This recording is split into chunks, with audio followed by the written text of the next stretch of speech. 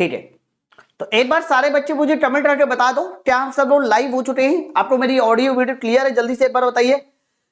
देखो अगर आप लोग बायोलॉजी में पिछला वाला लेक्चर याद करो तो हमने आप लोगों को ब्लड सर्कुलेशन पूरा खत्म हो चुका था, मतलब कोई भी ऐसा टॉपिक नहीं था जो हमारा ब्लड सर्कुलेशन में बचा था, सारा टॉपिक फिनिश हो चुका। अब हमें करना क्या है कि हमें ब्लड सर्कुलेशन के क्वेश्चन सॉल्व करने हैं। मैंने आपको पहले भी कहा है कि आपका ये जो ब्लड वाला चैप्टर चल रहा था ये बहुत ज्यादा इंपॉर्टेंट है और इसी वजह से ये थोड़ा समय भी ज्यादा लिया है। आपने देखा होगा कि ये चैप्टर हमारा 5 से 6 घंटों में खत्म हुआ और ज्यादा ही लग रहा होगा, इससे कम नहीं लगा होगा, है ना। तो टोटल हमारे पास स्टेज जो क्वेश्चन है ना वो लगभग 180 क्वेश्चन के आसपास स्टेज क्वेश्चन रहेंगे। आप और इतने ज्यादा क्वेश्चन क्या करूं भाई, क्वेश्चन बहुत है इसमें, क्वेश्चन बहुत सारे हैं, है ना। तो 180 क्वेश्चन के आसपास रहेंगे, तो पॉसिबल ये है कि अगले 3 दिन हम इसके क्वेश्चन सॉल्व करेंगे। 60 क्वेश्चन हम लोग इसके 3 दिन सॉल्व करने वाले हैं। तो सब लोग रेडी हो जाइए क्योंकि अगला 3 दिन जो है वो आप लोग केवल और केवल ब्लड सर्कुलेशन के क्वेश्चन सॉल्व करेंगे, ठीक है। तो मैं उम्मीद करता हूं कि आप सब लोगों ने ब्लड सर्कुलेशन के साउंड में इको नहीं है भाई, एक बार दोबारा से जो है सही कर लीजिए, मतलब रीज्वाइन हो जाइए, आ जाएगा, मैं एक बार चेक कर लेता हूं वैसे भी चाहिए क्योंकि अगला 3 दिन जो है वो आप लोग केवल और केवल ब्लड सर्कुलेशन के क्वेश्चन सॉल्व करेंगे, ठीक है, सही है। उम्मीद करता हूं कि आप सब लोगों ने ब्लड सर्कुलेशन के साउंड में इको नहीं है भाई, एक बार दोबारा से जो है सही कर लीजिए, मतलब रीज्वाइन हो जाइए, है ना। Thank you thank you thank you thank you. हाँ शुभम हो गया, वो वाला सारा काम हो चुका है, ठीक है, स्टार्ट किया जाए। तो मैंने आपको बताया कि हम लोग ना थोड़ा डिटेल में पढ़ रहे हैं, इसलिए मैं आप लोगों को 60 क्वेश्चन आज बायोलॉजी के सॉल्व कराऊंगा और उसके बाद शाम के जो 3:30 बजे वाली क्लास चलती थी फिजिक्स की वो डेफिनेटली चलेगी, ठीक है। तो स्टार्ट किया जाए पहला क्वेश्चन, और मैं उम्मीद ये करता हूं कि आप सब लोगों ने कहीं ना कहीं ब्लड सर्कुलेशन को अच्छे से पढ़ रखा होगा, पूरा कॉन्सेप्ट आपके माइंड में होगा, है ना। बहुत बहुत धन्यवाद पूरे बच्चों को, और आज टीचर्स डे है मैं मानता हूं, और मेरी उम्मीद यही है कि आप सब लोग अच्छा पढ़ेंगे, अच्छा करेंगे और जल्दी से जल्दी आप सब लोग भी एक गवर्नमेंट जॉब पर पा लेंगे, ठीक है। स्टार्ट किया जाए, धन्यवाद धन्यवाद, आज हम अच्छे लग रहे हैं, ठीक है। तो अब आप लोग धन्यवाद का सिलसिला बंद करेंगे, पहले क्वेश्चन से मिलेंगे और देखिए हमारा आज का पहला क्वेश्चन क्या कहता है। टोटल हम लोग आज 60 क्वेश्चन सॉल्व करेंगे, मैंने बताया कि अगले 3 दिन हम क्वेश्चन सॉल्व करेंगे, है ना। हाँ डेट 3 के लिए भी है ये, क्योंकि उसमें भी साइंस आ रहा है, जहां जहां जनरल साइंस है वहां है। पहला सवाल देखिए, path of single circulatory system, single circulatory system का बताइए पाथ क्या है। याद करो अगर हम लोग सिंगल सर्कुलेटरी सिस्टम की बात करते हैं, ये किसमें पाया जाता है, मछली में, याद है ना, मछली में सिंगल सर्कुलेटरी सिस्टम पाया जाता है। तो भाई मछली में होता क्या है कि सबसे पहले हमारे पास दिल होता है मछली का, और मछली के दिल के बाद खून कहां जाता है सर, खून जाता है गलफड़ों में जिसको बोलते हैं गिल्स, और गिल्स के बाद खून कहां जाता है सर, गिल्स के बाद खून जाता है तुम्हारी बॉडी में, मछली की बॉडी में, और बॉडी से बताइए खून निकल के कहां आता है, दिल में आता है, वापस कहां आता है, दिल में आता है। तो ये जो मैंने पाथ बना के दिखाया सर, यही पाथ याद करो, कौन सा पाथ था, सिंगल सर्कुलेटरी सिस्टम का पाथ था। तो याद है दिल से हमारा अशुद्ध खून निकलता है और गलफड़ों में जब जाता है तो उसमें ऑक्सीजन मिल जाती है, वो शुद्ध होकर बॉडी में जाता है, फिर बॉडी से अशुद्ध होकर वापस आता है ना। तो डायरेक्ट हार्ट से बॉडी जाता है, गलत सर, हार्ट से बॉडी डायरेक्ट नहीं जा रहा, बीच में ड्रिल्स जरूर होना चाहिए, हार्ट से ड्रिल्स, ड्रिल से बॉडी, फिर हार्ट, ये सही उत्तर है, ऑप्शन नंबर बी उत्तर एकदम सही है। अब हार्ट से डायरेक्ट बॉडी गलत है सर, आप बात समझो, और बॉडी से हार्ट, फिर ड्रिल्स, फिर हार्ट, ये हमारा गलत हो जाएगा, इसलिए गलत हो जाएगा क्योंकि बॉडी से थोड़ी ना ब्लड सर्कुलेशन स्टार्ट होता है, स्टार्ट तो हार्ट से होता है। तो आंसर इसका सही उत्तर हमारा बी वाला उत्तर जाएगा कि पहले हृदय से ड्रिल्स में जाएगा, फिर बॉडी में जाएगा और फिर वापस दिल में आएगा। चलो अगले वाले सवाल की ओर बढ़े, नेक्स्ट आइए अगला। बच्चों क्वेश्चन नंबर 2 आपके सामने लिखा हुआ है, थोड़ा ध्यान से पढ़िएगा। मैं बता दूं इस तरह के वर्ड ना बहुत कंफ्यूजन क्रिएट करते हैं, इसलिए थोड़ा ध्यान से पढ़िएगा फिर आंसर दीजिएगा। पढ़िए बताइए, अगला वाला सवाल बोला जा रहा है दूसरा नंबर, नसों के बारे में बताइए क्या बात हमारी सही नहीं है। जब भी कभी क्वेश्चन बोला जाए सही नहीं है तो आप सही है नहीं पहले इसको टिक कर लो, है ना। और इन्होंने जो बात बोली है वो वेन्स के बारे में बोली है, नसों के बारे में बोली है। वैसे नसें, जितनी भी नसें हैं वो सारा का सारा कौन सा खून ले जाती है, अशुद्ध खून ले जाती है। लेकिन सिर्फ और सिर्फ एक नस ऐसी होती है, उसे हम क्या नाम से जानते हैं? पल्मोनेरी। क्या नाम से जाना जाएगा? पल्मोनेरी। सर पल्मोनेरी वेन्स अकेले एक ऐसी वेन्स होती है जो बताइए कैसा ब्लड लेके जाती है? जो हमारा शुद्ध खून लेके जाती है, प्योर ब्लड लेके जाती है ना। तो सिराएं आमतौर पे ऑक्सीजन युक्त रक्त लेके जाती, ऑक्सीजन युक्त, आमतौर पे तो अशुद्ध लेके जाती ना, और इन्होंने बोला आमतौर पे ऑक्सीजन युक्त रक्त लेके जाती, गलत हो गया। सिराएं ऑक्सीजन युक्त नहीं, ऑक्सीजन रहित रक्त लेके जाती, गलत है। सिराएं शरीर के विभिन्न अंगों से हृदय तक रक्त ले जाती, ये सही है सर। सिराओं का मेन काम ही यही है कि पूरी बॉडी से ब्लड इकट्ठा करना और जाके दिल को दे देना, ये सर सही है। आ जाइए, फुसफुस सिरा एकमात्र अपवाद है क्योंकि यह ऑक्सीजन रहित रक्त ले जाता है। देखिए यहां तक लाइन इन्होंने सही बोली कि फुसफुस सिरा एकमात्र अपवाद है, ध्यान समझो, यहां तक इन्होंने लाइन सही बोली क्योंकि यह ऑक्सीजन रहित मतलब अशुद्ध खून ले जाता है। अब आप ये सोचो कि ये हमारा सही लिखा है कि गलत लिखा है? बोलो बोलो, ये सही लिखा है गलत लिखा है? तो कहना ये गलत लिखा है।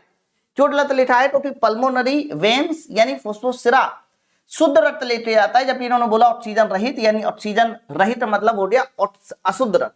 तो अपवाद वाली लाइन तो सही बोली, बाकी आगे इन्होंने गलत लाइन बोल दी, इसलिए ये वाला स्टेटमेंट हो जाएगा गलत। बहुत ध्यान से समझना पड़ेगा, मैं पहले बता दूं। इसलिए इस सवाल का सही उत्तर किसके साथ जाएगा? पहला और तीसरा, ये दोनों स्टेटमेंट हमारे गलत है। सर आपने गलत मुझसे पूछा था तो हम लोग पहला और तीसरे के साथ जाएंगे कि सर दो स्टेटमेंट हमारे रॉन्ग है और दूसरा वाला स्टेटमेंट सही है। एक बार जल्दी से बताओ, क्लियर हो गया ना सवाल? इसलिए ना लाइनें बहुत सटीक और सही ढंग से पढ़नी चाहिए। चलो क्वेश्चन नंबर 3, ये थोड़ा आसान सवाल है। मानव हृदय के ऊपरी कक्षों को क्या नाम से जाना जाता है? अब जैसे कि मान लीजिए ये हमारा ह्यूमन हार्ट है, तो ह्यूमन हार्ट में बताइए जो ऊपरी कक्ष होते हैं उनको क्या नाम से जानते हैं? तो कह देना ये ऊपर जो होते हैं उनको हम लोग आलिंद कहते हैं। क्या बोलते हैं? आलिंद, आलिंद। और नीचे वाले हमारे निलय कहलाते हैं। तो ऊपरी दो कक्षों को क्या बोला जाता है? हृदय का ऊपरी भाग नहीं, निलय नहीं, है ना, ऊपरी बायां ऊपरी दायां ये ऐसे नहीं बोलते। उसे हम क्या नाम से जानते हैं? सर उसे हम लोग बोलते हैं एट्रिया, यानी हिंदी में बोलते हैं उसको मेरे भाई आलिंद, है ना। चलो आगे बढ़े, नेक्स्ट ये लो चौथा नंबर बोला है श्वसन वर्णक हीमोग्लोबिन ये किसमें मौजूद होता है? हीमोग्लोबिन किसमें मौजूद होता है? क्वेश्चन नंबर चौथा। तो याद रखना जो हमारा आरबीसी होता है, आरबीसी में ही पाया जाता है हमारा क्या? हीमोग्लोबिन। क्या पाया जाता है? हीमोग्लोबिन। मैंने आपको पहले भी कहा है कि हीमोग्लोबिन दो वर्ड से मिलकर बना है ना। हीमोग्लोबिन दो वर्ड से मिलकर बना होता है, उनमें से एक वर्ड होता है हिमेटो और दूसरा बताइए वर्ड क्या होता है? ग्लोबिन। और दोनों का मैंने प्रॉपर काम भी बताया है कि दोनों का काम क्या होता है। बच्चों हिमेटो, हिमेटो का मतलब होता है कि आपका जो ब्लड है उसमें ऑक्सीजन है ना, ग्लोबिन फ्लोट आना। तो इस तरह से मैंने आप लोगों को कई सारी बातें बताई रखी है पहले। तो श्वसन वर्णक हीमोग्लोबिन किसमें मौजूद होता है? तो इसका आंसर जाएगा तुम्हारा इन आरबीसी। ऑप्शन नंबर हमारा ए वाला उत्तर एकदम सही है, लाल रक्त कणिकाओं में, ऑप्शन नंबर ए। नेक्स्ट है हेलो पांचवा नंबर, ट्राई कीजिए, है ना। और पूरा का पूरा चैप्टर कम से कम 2 बार रिवीजन मारिएगा ब्लड सर्कुलेशन का। इनमें से किस जीव में 3 कोष्ठकी हृदय होते हैं? यार देखो 3 कोष्ठकी बोला जा रहा है ना। तो मछली में तो 2 होते हैं, 2 चैम्बर होते हैं, पक्षी में 4 होते हैं और मनुष्य में भी 4 होते हैं। भाई देखो मनुष्य में 4 चैम्बर होते हैं, पक्षी में 4 चैम्बर होते हैं, जबकि मछली में 2 चैम्बर होते हैं। बट जितने भी रेप्टाइल्स होते हैं और जितने भी एम्फीबियंस होते हैं, 1-2 अपवाद छोड़ दो, जैसे कि वो मगरमच्छ का अपवाद छोड़ दो, तो उनमें कितने चैम्बर होते हैं? तो कह देना उनमें 3 होते हैं। तो फ्रॉड में बताइए मेढक में कितने चैम्बर हो जाएंगे? सर 3 चैम्बर हो जाएंगे, ऑप्शन नंबर सी। नेक्स्ट चलो 6वां नंबर पढ़िए, है ना। और एक बार जो है ना सारे बच्चों को मैसेज डाल दीजिए कि क्लास स्टार्ट हो चुकी है। सबको हैप्पी टीचर्स डे मेरी तरफ से भी, है ना। और अभी हम लोग पढ़ाई कर ले, क्योंकि हम लोग इस तरह के कमेंट मैं बार बार रीड करूंगा तो भी दिक्कत हो जाएगी मेरे भाई। हृदय की धड़कन का पता कौन सा हिस्सा लगाता है? बच्चों याद करो, जब मैंने आपको सारे के सारे खोज के नाम बताए थे तो स्टेथोस्कोप मैंने बताया था। स्टेथोस्कोप क्या बताता है? सर स्टेथोस्कोप हार्ट बीट बताता है। इसकी खोज करने वाले साइंटिस्ट का नाम था रेने लेनेट। रेने लेनेट इसने ही स्टेथोस्कोप की खोज की थी, जो कि आपको हार्ट बीट बताता है।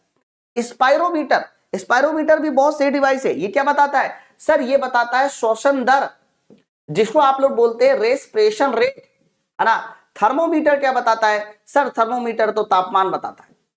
जबकि अगर स्फुटमोमेनोमीटर की बात करते हैं तो ये आपकी बॉडी में ब्लड का प्रेशर बताता है, ब्लड प्रेशर बताता है। सर हृदय की धड़कन का पता कौन लगाता है? तो आंसर स्टैटिस्टिक्स के साथ जाएगा, ऑप्शन नंबर ए सही उत्तर हो जाएगा स्टेथोस्कोप। खोज जरूर याद रखना, स्टेथोस्कोप की खोज करने वाले साइंटिस्ट का नाम था रेने लेनेट, रेने लेनेट, ठीक है। ऑप्शन नंबर हमारा ए उत्तर सही है। नेक्स्ट चलो 7वां, अच्छा सवाल है, काफी बढ़िया सवाल है, एक बार ट्राई करके बताइए। इस सवाल का सही उत्तर किसके साथ जाएगा? 7वां नंबर, ठीक है बताओ। 7वां नंबर सवाल ये है कि रक्त समूह ए वाला व्यक्ति बी वाले रक्त समूह महिला से व्यवहार करता है। देखो ए ने बी वाले के साथ व्यवहार किया और दोनों रक्त समूह के लिए विषम युग्मजी हैं, विषम युग्मजी है। उनके प्रथम बच्चे के ए बी रक्त समूह होने की क्या संभावना है? प्रथम बच्चा जो होगा उसका ए बी रक्त समूह होने की क्या पॉसिबिलिटी है? अरे बच्चों देखो, एक पिता जो है वो ए है, महिला बी है, तो हमने ए और बी को इस तरह से लिख लिया।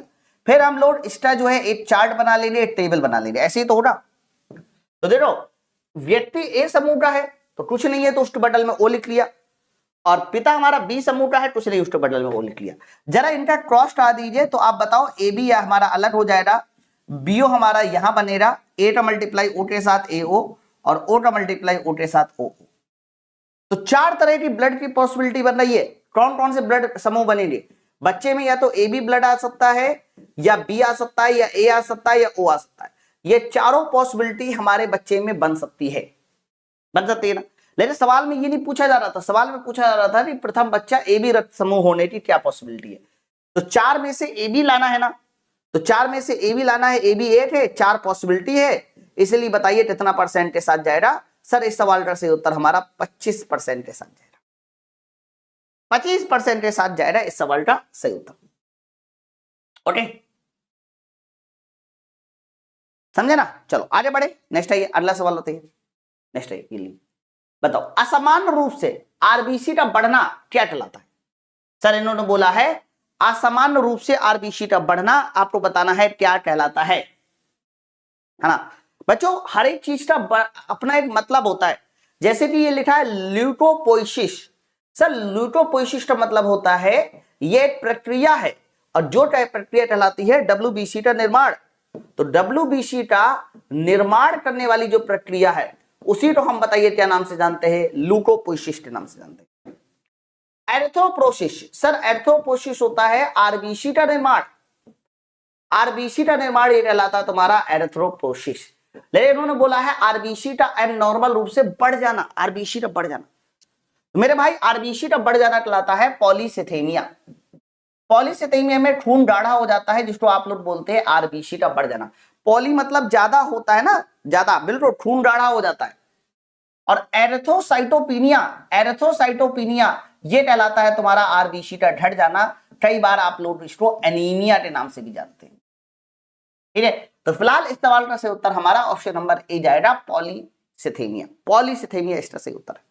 खून गाढ़ा हो जाता है, खून हमारा ब्लड तक, बॉडी तक, मतलब दिमाग तक नहीं पहुंच पाता, ठीक है। तो ये सारे नाम आपको क्लियर होना चाहिए, ए आंसर सही है। ये लो 9वां उत्तर पढ़िए जल्दी से और बताइए इस सवाल का सही उत्तर किसके साथ जाएगा। अच्छा सवाल है 9वां नंबर।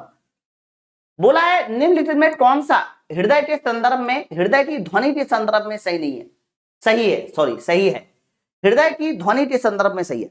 अच्छा बताओ हार्ट जो है ना, हार्ट में जो साउंड आती है लबडब, वो किसकी वजह से आती है? वाल्व के बंद होने के कारण आती है ना लबडब, है ना।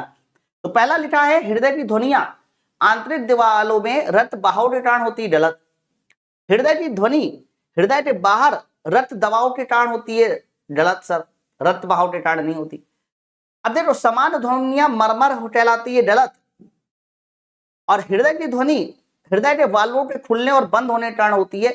मेरे भाई ये भी कुछ हद तक गलत है, लेकिन पिछली बार का ये पेपर है, पिछली बार का पेपर है, और इन्होंने इस सवाल का सही उत्तर ऑप्शन नंबर सी ही माना है।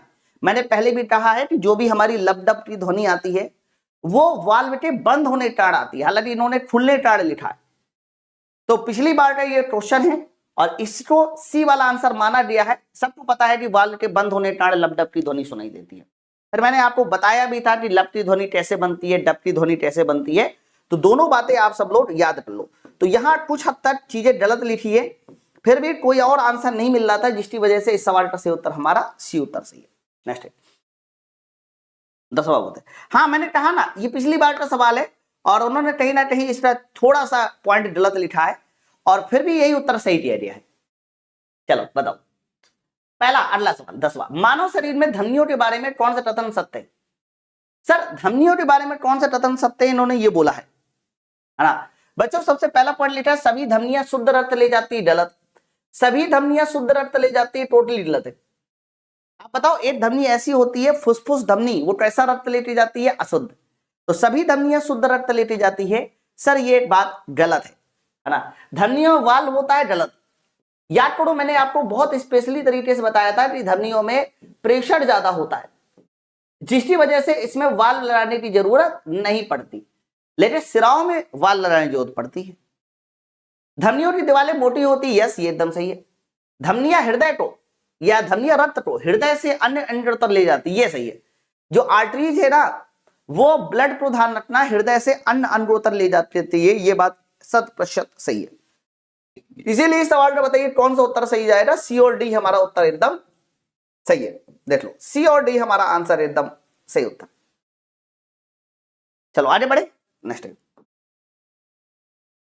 11वां नंबर बताइए। बोला जा रहा है समान स्थितियों में हमारे हृदय का स्ट्रोक वॉल्यूम क्या होता है ना। स्ट्रोक वॉल्यूम पहले समझो क्या होता है। हमारी बॉडी में 5 से 6 लीटर ब्लड होता है, लेकिन हमारी बॉडी जब ऐसे धड़कती है ना ऐसे, तो एक बार में वो दिल को खून को दिल से बाहर फेंकती है। तो एक बार में खून जितना दिल से बाहर जाता है उसी को स्ट्रोक वॉल्यूम कहते हैं। और याद रखना समान स्थितियों में हमारे हृदय का जो स्ट्रोक वॉल्यूम होता है, यानी एक बार में कितना आयतन दिल के बाहर जाने वाला है, एक बार में कितना आयतन दिल के बाहर जाने वाला है, वो हमारा 70 ml होता है। ये डेटा याद करना पड़ेगा, ये याद करने वाला डेटा है। कितना होता है, 70 ml होता है, 70 ml होता है। ठीक है चलो आगे नेक्स्ट ले लो, बताओ 12वां नंबर पढ़िए।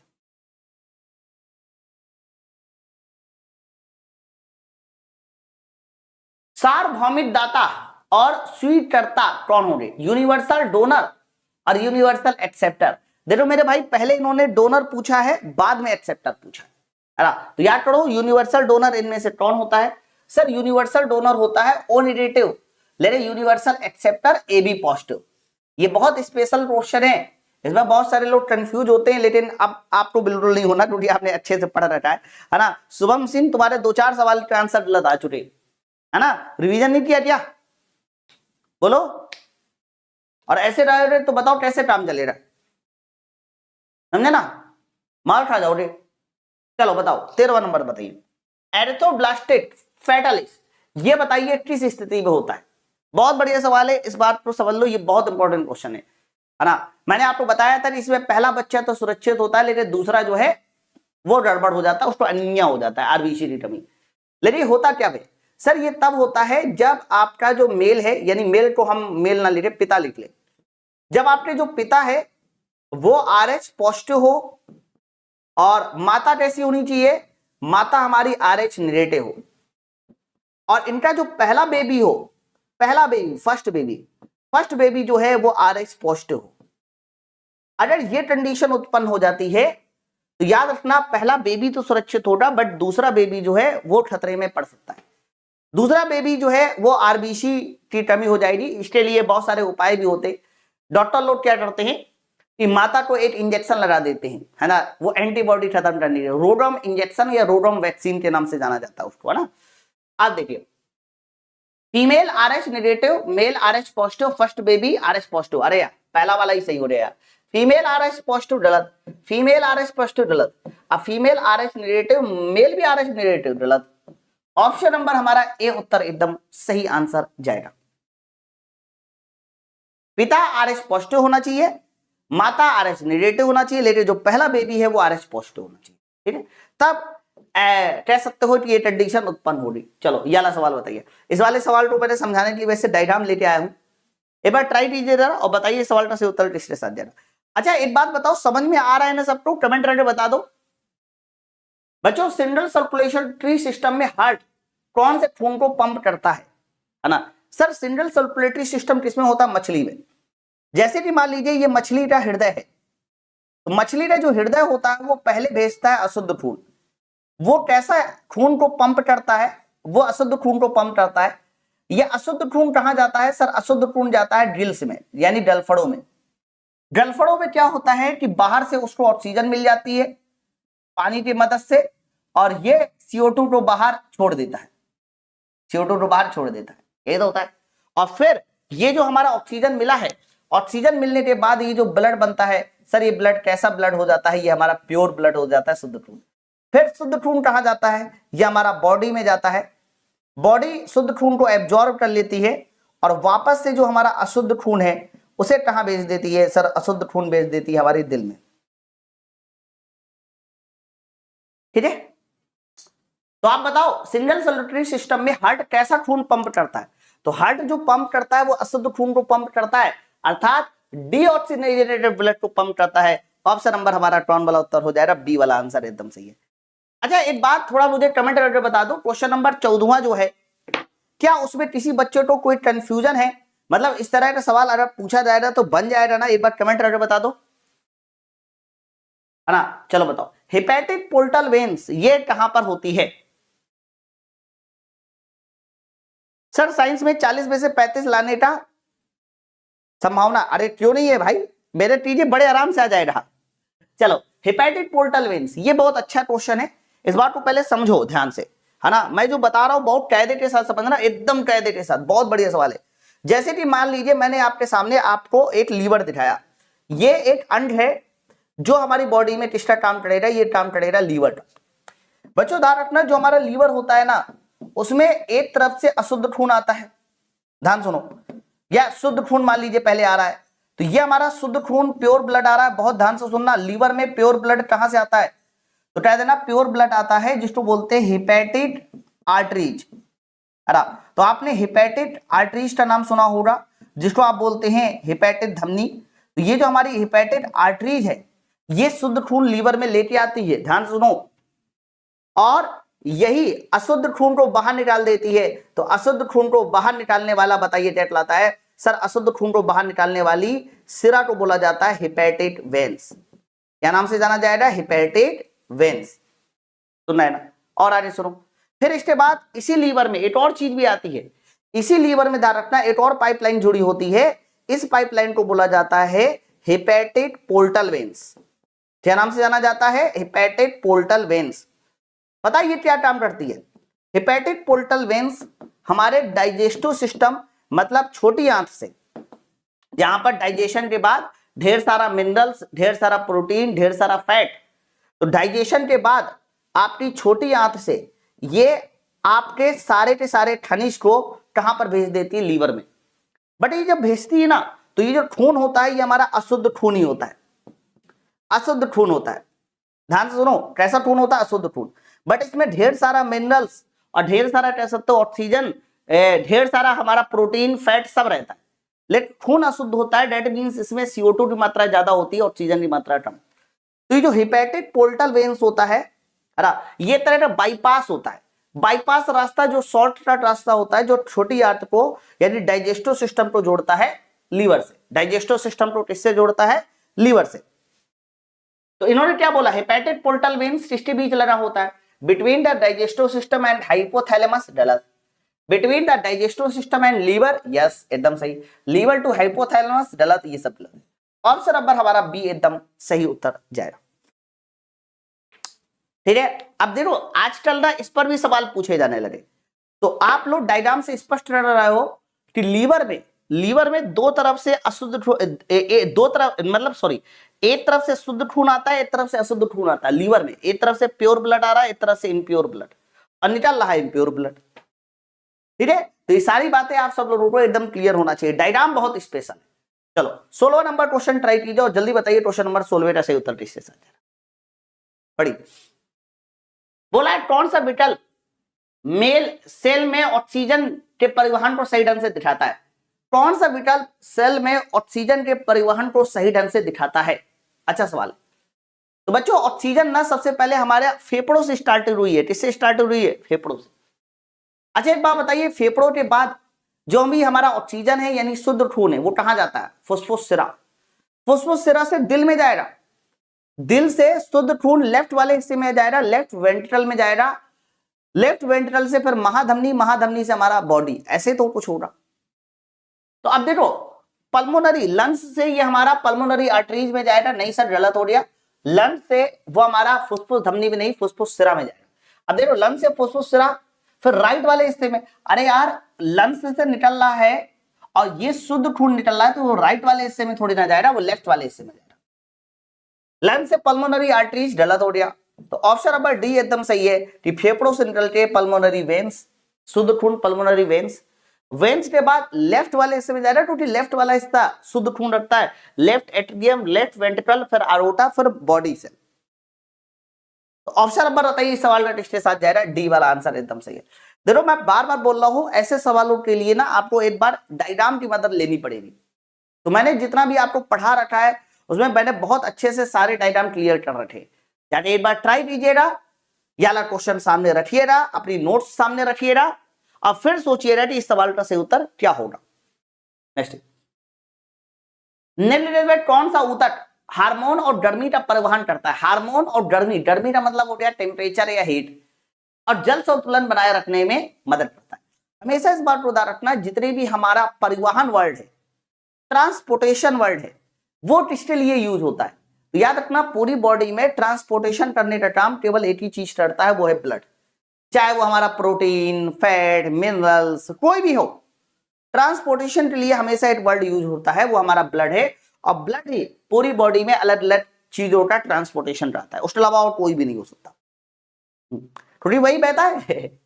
चलो 18 नंबर ट्राई कीजिए। रुधिर और कोशिकाओं के बीच, सर रुधिर और कोशिकाओं के बीच पोषक पदार्थ, पोषक पदार्थ, वज्र पदार्थ और गैसों का आदान प्रदान कहां में कौन सा साइट होता है? देखो पोषक पदार्थ हो गया और वज्र पदार्थ, इनको आदान प्रदान के लिए कौन साइट होता है? तो आदान प्रदान वाली जो जगह होती है ना वो कैपिलरी होती है, जिसको आप लोग केशिका कहते हैं। भाई धमनियां और जो सिराएं होती हैं वो आके कहां मिलती हैं, कहां पर आदान प्रदान होता है? केशिका में, कैपिलरी। कैपिलरी एकदम पतली होती है, बहुत ज्यादा मोटी नहीं होती। 19वां ट्राई कीजिए, बताइए।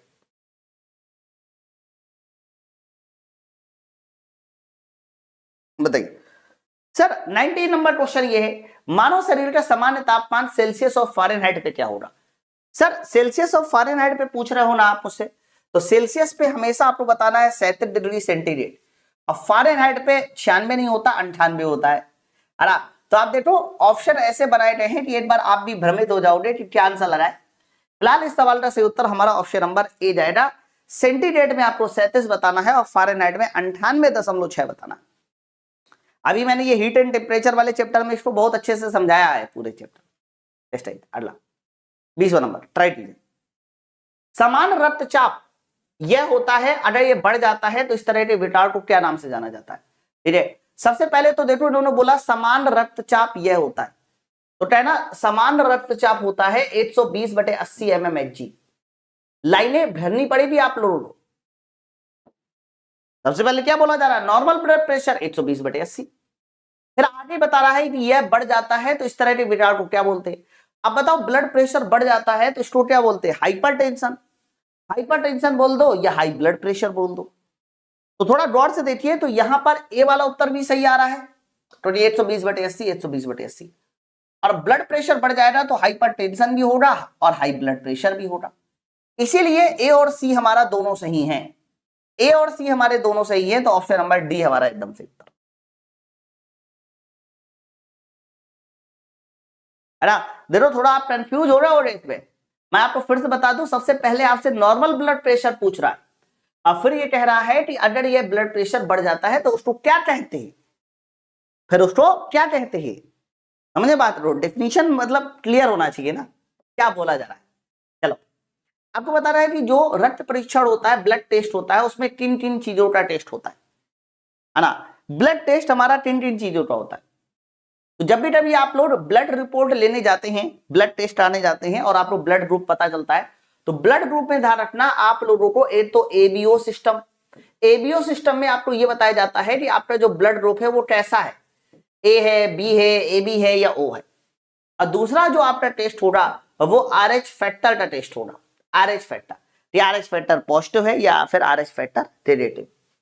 अब देखो ए बी सी, सी नाम की कोई जगह ही नहीं होती, सी डलाते सर, अरे आरएच और ए बी डलाते। अरे एक्चुअली में इन्होंने ना, मुझे लगता है कि यहाँ पर टाइपिंग थोड़ा सा मिस्टेक है, क्योंकि मुझे अच्छे से याद है कि इस क्वेश्चन में क्या लिखा हुआ था और क्या सही करना है। आप ले रहे बी और सी सही है।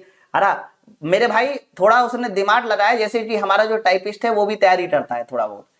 तो यहां पर जो लिखा हुआ था पहले, वो लिखा हुआ था आर एन, तो उसे लगा कि आर एन कुछ नहीं होता, आर एच होता है, तो उसने आर एच बना दिया, समझे ना। तो यहाँ ये आया हुआ सवाल भी है, तो यहां लिखा हुआ था आर एन, तो आर एन नहीं होगा, ठीक है, तो आर एन नहीं होगा, यहां पर क्या होगा, आर एच होगा। मैं फिर से बता दूं, ये सवाल आया हुआ सवाल है, इसमें आर एन लिखा हुआ था, तो आर एन नहीं होगा, आर एच होगा, है ना। तो ऑप्शन नंबर बी सवाल का सही उत्तर है। नेक्स्ट है 22वां। एक दो बार आपने मुझसे ये वाला सवाल शायद पढ़ा भी होगा। यदि किसी व्यक्ति का रक्त समूह ए बी नेगेटिव है तो उसे कौन रक्तदान दे सकता है।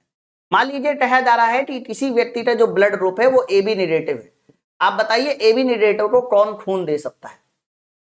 ए बी नेगेटिव है तो आप मुझे बताइए ए बी नेगेटिव को कौन खून दे सकता है, ठीक है। वैसे ए बी तो सबसे ले सकता है खून, लेकिन आपको कई बार बताया गया है कि नेगेटिव वाला पॉजिटिव वाले को खून दे सकता है, लेकिन पॉजिटिव वाला नेगेटिव वाले नहीं दे सकता। ये बात एकदम क्लियर कर लीजिए, यहाँ मेन खेल यही है कि नेगेटिव वाला पॉजिटिव वाले को देता है, लेकिन कभी पॉजिटिव वाला नेगेटिव वाले को खून नहीं दे सकता। तो ए बी नेगेटिव को ए पॉजिटिव ए पॉजिटिव ए पॉजिटिव नहीं देगा। तो 101% इस सवाल का सही उत्तर ऑप्शन नंबर डी होगा,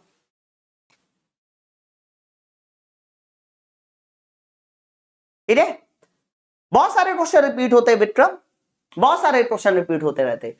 ऑप्शन नंबर डी इस सवाल का सही उत्तर है। नेक्स्ट बताओ, धमनियों का मुख्य कार्य क्या होता है। 23वां नंबर, थोड़ा स्पीड बढ़ाइए क्योंकि आज हम लोगों को 60 क्वेश्चन सॉल्व करने। और मैं पहले बता दूं, मैं ऐसा मान के चल रहा हूं कि आप लोग थ्योरी अच्छे से पढ़े हैं, तो अभी ना थोड़ा बढ़िया तरीके से साइंस पढ़ते हैं। धमनियों का मुख्य कार्य क्या होता है। देखो पूरी बॉडी में जितनी भी धमनियां हैं उसका मेन काम यही है, दिल से शुद्ध खून उठाकर अलग अलग हिस्से में लेटे जाना, यही मेन काम है धमनियों का। दिल से शुद्ध खून लेकर अलग अलग हिस्से में लेटे जाना, मेन काम की बात हो रही है। तो शरीर के विभिन्न हिस्सों से हृदय तक ऑक्सीजन रहित रक्त, गलत हो गया, विभिन्न हिस्सों से हृदय तक, गलत है ना सर। हृदय से शरीर के विभिन्न भागों में ऑक्सीजन युक्त रक्त, ये सही है। Oxygenated blood from heart to different part of body, ये बात एकदम सही है, धमनियों के लिए सही है। फेफड़ों से, फेफड़ा वर्ड आता ही नहीं है, आता ही नहीं है। शरीर के विभिन्न हिस्सों से फेफड़ों तक, फेफड़ा वर्ड आता ही नहीं है। तो ऑप्शन नंबर यहाँ कौन वाला उत्तर जाएगा, बी वाला आंसर इसका एकदम सही और सटीक उत्तर होगा, ऑप्शन नंबर बी। भाई धमनियों का मेन काम की बात हो रही है ना। हेलो, मैं क्लास ले लूं फिर फोन करता हूं। चलो आओ आगे, अगला वाला सवाल पढ़िए, बताइए। नेक्स्ट क्वेश्चन आपके सामने पढ़िए और बताइए सवाल का सही उत्तर किसके साथ है। न्यूट्रोफिल्स और लिम्फोसाइट की उत्पत्ति कहां पर होती है, हरा, और वो भी आप लोगों को बोला जा रहा है। पहले बताए न्यूट्रोफिल्स और लिम्फोसाइट होते क्या है। तो जब भी कभी आपसे पूछा जाए कि न्यूट्रोफिल्स लिम्फोसाइट है क्या, तो कह देना ये तो हमारे डब्ल्यूबीसी के प्रकार है। डब्ल्यूबीसी पहले मैंने आपको दो प्रकार की बताई थी, एक कणिका युक्त, एक अकणिका युक्त। फिर मैंने आपको कहा था कि जो कणिका युक्त होता है वो 3 तरह का होता है, अकणिका युक्त 2 तरह का होता है, टोटल 5 तरह के हो जाते हैं। तो 5 तरह में बोला जा रहा है न्यूट्रोफिल्स और लिम्फोसाइट का उत्पादन कहां पर होता है। तो कह देना इनका जो उत्पादन है वो हमारा बोन मैरो में होता है, और वो भी कौन सा बोन मैरो, लाल अस्थि मज्जा। ऑप्शन नंबर हमारा बी वाला आंसर एकदम सही है। तो न्यूट्रोफिल्स और लिम्फोसाइट ये डब्ल्यूबीसी का एक प्रकार होते हैं ना ना। चलो अगला वाला सवाल 25वां नंबर, थोड़ा इंग्लिश में है लेकिन फिर भी आप लोग एक बार ट्राई कीजिए, बहुत ज्यादा कठिन इंग्लिश नहीं लिखी है ना। रक्त परिसंचरण के लिए कौन सा अंतरम फुसफुसी परिसंचरण तंत्र है। Which of the following sequence of blood circulation refers pulmonary circulation. मैंने आपको कहा था कि आपकी बॉडी में डबल सर्कुलेटरी सिस्टम होता है।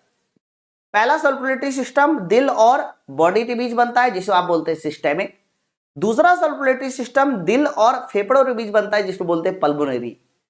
तो इन्होंने ये बोला है कि रक्त परिसंचरण में कौन सा अनुक्रम फुसफुसी परिसंचरण यानी पल्मोनरी सर्कुलेशन को दिखाता है।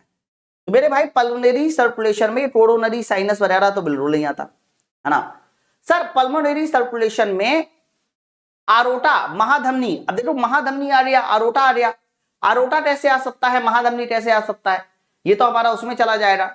तो आंसर इसका किसके साथ जाएगा, वीना कावा से अशुद्ध खून राइट आर्ट्रियम में आएगा, फिर पल्मोनरी आर्टरीज में आएगा, फिर लंग्स में जाएगा, पल्मोनरी वेन्स में जाएगा, फिर लेफ्ट में जाएगा। ये एकदम सही है, देख लो। ए कैसे सही हो गया आप बताओ।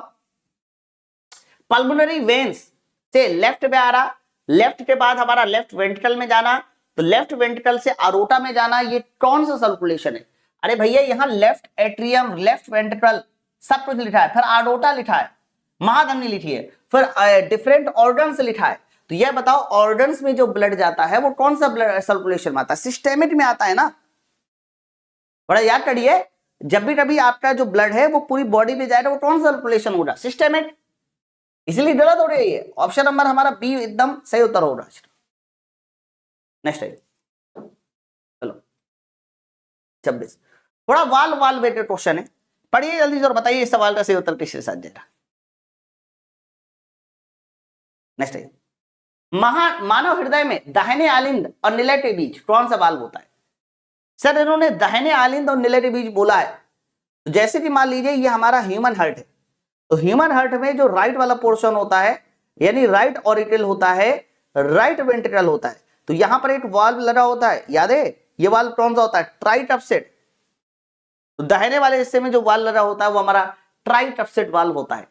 तो आंसर इसका किसके साथ जाएगा, ऑप्शन नंबर सी वाला उत्तर जाएगा। दाहिने वाले हिस्से में लगने वाला वाल्व हमारा होगा ट्राइटफसेट वाल्व, उधर बाइटफसेट होता है। तो ऑप्शन नंबर हमारा सी वाला आंसर एकदम सही है ना। दोनों कुछ लोग बी आंसर कर रहे हैं। अच्छा मेरे भाई बताओ बी आंसर कैसे हो सकता है। बाइटफसेट ये कहां लगा होता है, ये लेफ्ट वाले हिस्से में लगा होता है बाइटफसेट। और बच्चों बाइटफसेट का ही दूसरा नाम होता है माइट्रल वॉल्व, माइट्रल वाल्व। तो माइट्रल वाल्व, तो ये दोनों आंसर सही हो जाते। और जब दोनों आंसर सही हो जाते तो आंसर लगाना होता ऑप्शन नंबर डी, उपरोक्त में से एक से अधिक। लाइनें बहुत सही कर रही है ना। चलो तो आंसर इसका कौन वाला उत्तर होगा, सर इस सवाल का सही उत्तर हमारा ऑप्शन नंबर सी वाला आंसर एकदम सही है। नेक्स्ट अगला, चलो 27 नंबर पढ़िए, पढ़िए जल्दी से और बताइए क्वेश्चन नंबर 27 का सही उत्तर किसके साथ है।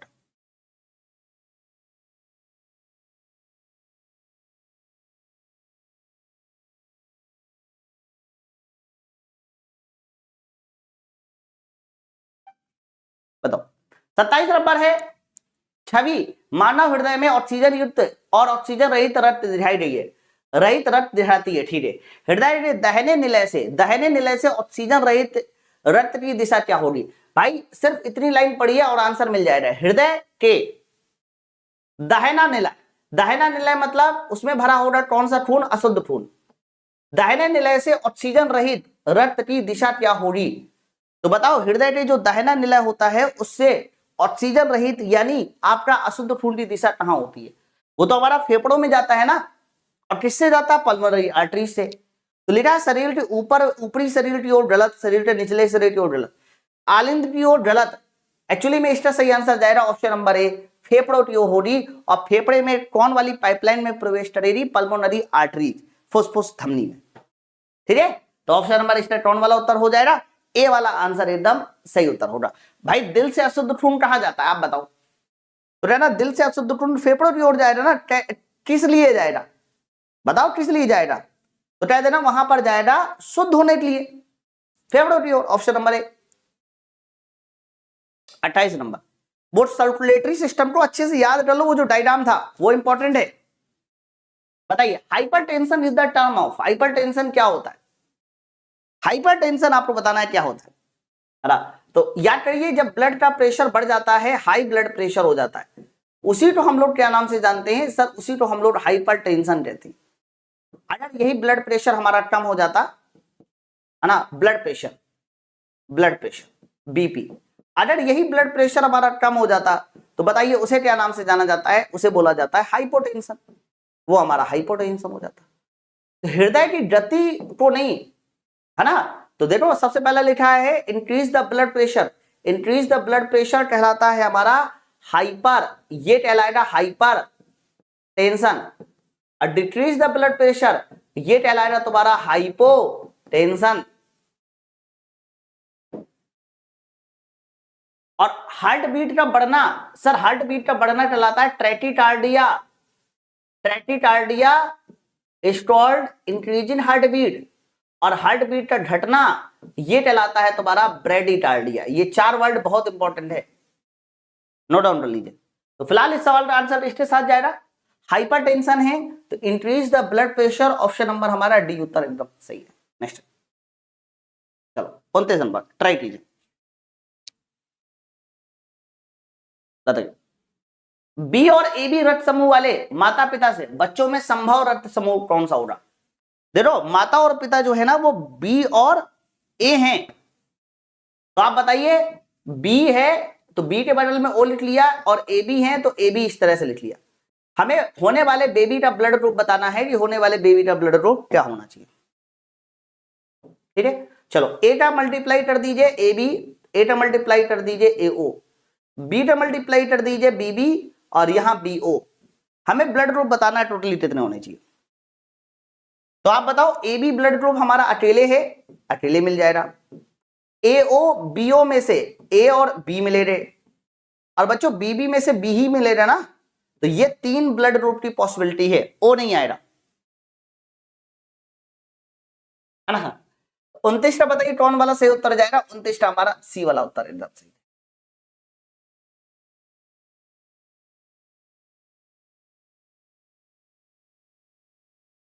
बताइए क्लियर है ना, आगे बढ़े। नेक्स्ट आइए अगला 30 नंबर, बताइए रुधिर में आरबीसी की मात्रा लगभग कितने % होती है?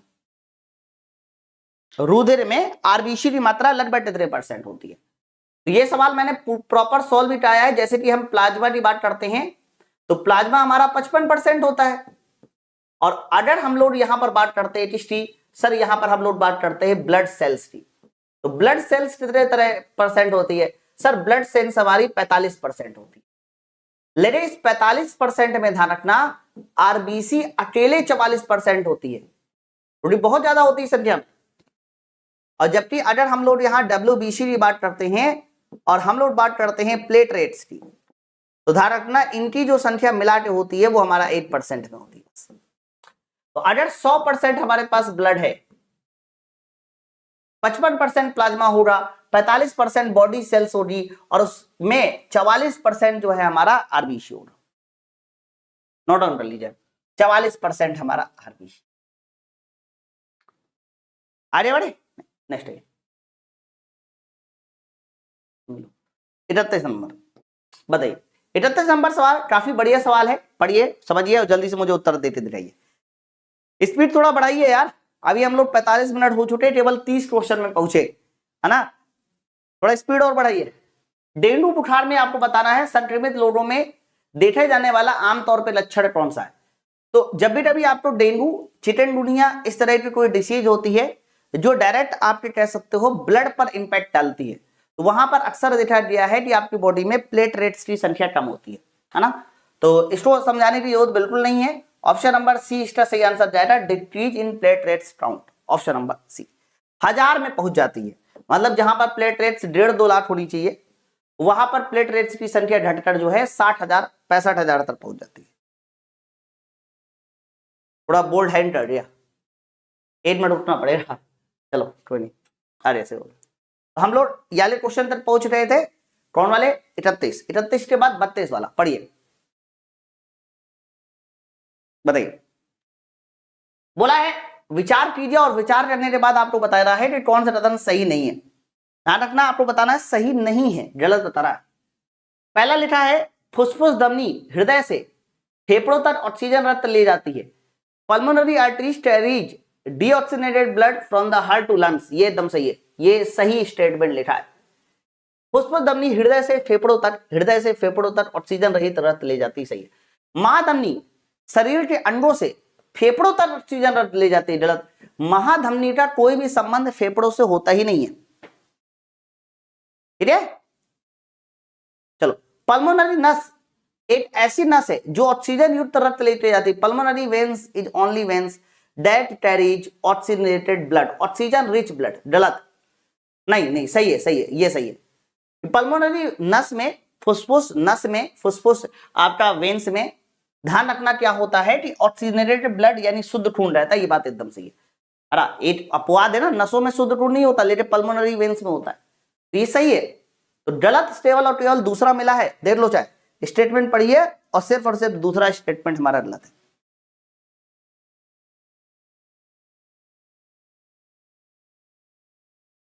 तीसरा गलत नहीं है मेरे भाई, तीसरा सही है। पल्मोनरी वेन्स बताओ क्या करती है, फुसफुस सिरा क्या करती है, ऑक्सीजन युक्त रक्त को, शुद्ध खून को फेफड़े से निकाल के दिल में लाती है ना, तो तीसरा स्टेटमेंट पूरी तरह सही है। जब बोल दिया carries oxygen rich blood, oxygen rich blood का मतलब क्या होता है सर, ऑक्सीजन रिच ब्लड का मतलब होता है शुद्ध खून, तो सही है। अरे चलो, अरे 33 नंबर बताओ, किस अंग को केवल ऑक्सीजन युक्त रक्त पंप, ऑक्सीजन युक्त रक्त प्राप्त होता है। देखो आप बार बार ना हिंदी में थोड़ा कंफ्यूज होते हो। देखो ऑक्सीजन युक्त, ऑक्सीजन युक्त का मतलब होता है जिसमें ऑक्सीजन ज्यादा है। आप लोग इसको कई बार शुद्ध खून भी कहते हो, तो आपको बताना है कि किस अंग को शुद्ध खून प्राप्त होता है। देखो ड्रिल्स को तो नहीं होता, ड्रिल्स को याद करो कैसा खून प्राप्त होता है, अशुद्ध। फेफड़ों को भी कैसा खून प्राप्त होता है, अशुद्ध। आप बताओ फेफड़ों को कौन सा खून दिया जाता है, अशुद्ध खून ही तो देते हो, समझो बात को। फिर इसके बाद लीवर, लीवर को दो तरह के खून मिलते हैं। लीवर को हेपेटिक आर्टरी शुद्ध खून देती है, लेकिन हेपेटिक पोर्टल वेन्स अशुद्ध खून देती है। मैंने डायग्राम बताया था, है ना। ना ना ना, डी नहीं सही है, इसका सही आंसर जाएगा स्प्लीन्स। थोड़ा याद करो, लीवर भूले, लीवर में दो तरह के खून आए थे। अगर मैं लीवर की बात करता हूं तो लीवर में दो तरह के खून आए थे। एक शुद्ध खून भेजा जा रहा था, जिसको भेजा रहा था हेपेटिक वेन्स, हेपेटिक वेन्स, और हेपेटिक पोर्टल वेन्स से काम कर रही थी। हेपेटिक पोर्टल वेन्स अशुद्ध खून भेज रही थी।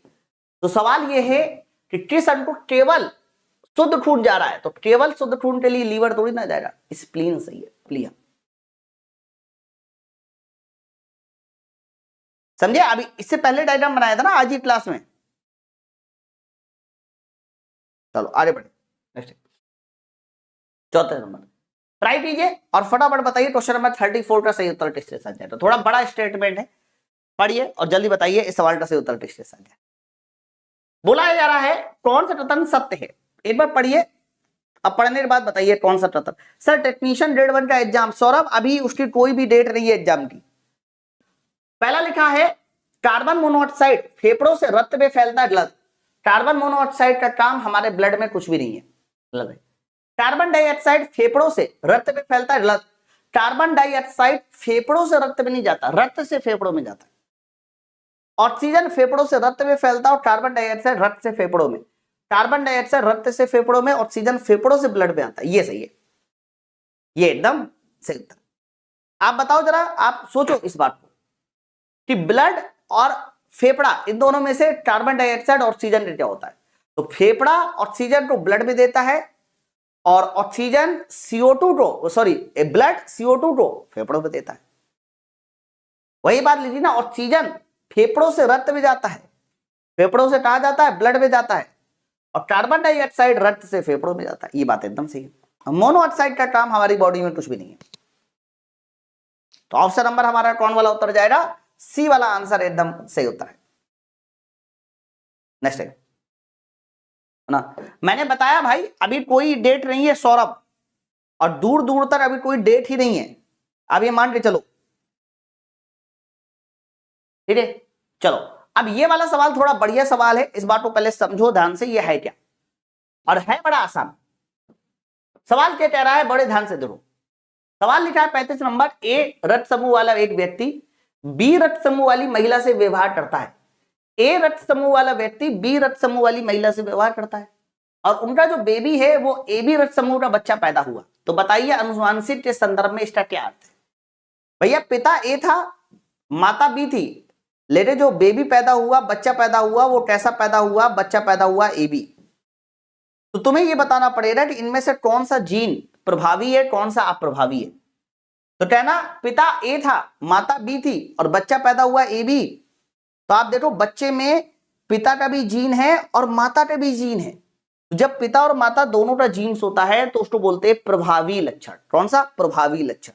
आप ऐसा बोलोगे रक्त ए के लिए भी जीन और रक्त बी के लिए भी जीन कैसा है? प्रभावी है। इसका सही आंसर ऑप्शन नंबर डी होगा, ऑप्शन नंबर डी होगा। लेकिन अगर ऐसा होता कि पिता ए होता, माता बी होती और इनका जो बच्चा पैदा हो रहा है, बच्चा पैदा हो रहा है वो ए लिखा होता, बच्चा ए पैदा हो सकता है, तो आप क्या बोलते सर? उस कंडीशन में आप ये बोलते कि पिता का जो जीन है वो प्रभावी है, पिता का जीन प्रभावी है और माता का बी वाला जो टाइप है वो अप्रभावी है। समझ रहे ना?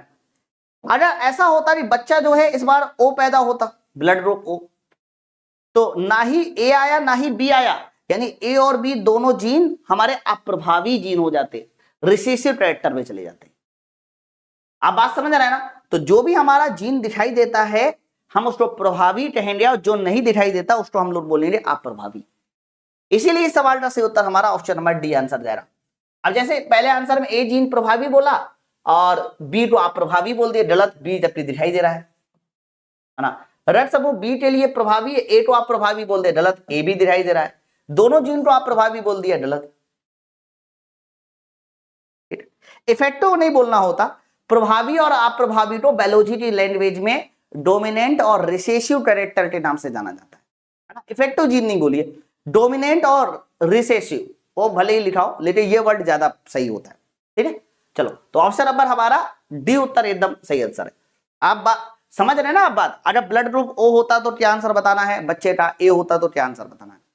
नेक्स्ट है, रक्त का क्या होता है जब इसे फेफड़ों की पतली दीवारों में रक्त वाहिकाओं में पंप किया जाता है ना।